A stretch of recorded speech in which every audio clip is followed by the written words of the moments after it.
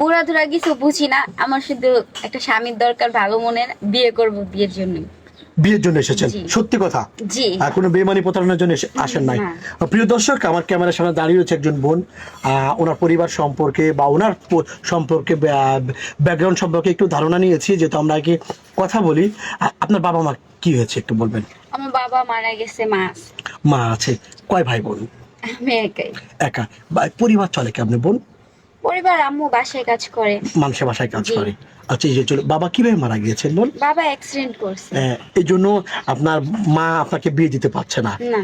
আর প্রিয় দর্শক, একটা বাসায় যখন যুবতী বা ইয়াং মেয়ে থাকে, মায়েদেরও টেনশন হয়।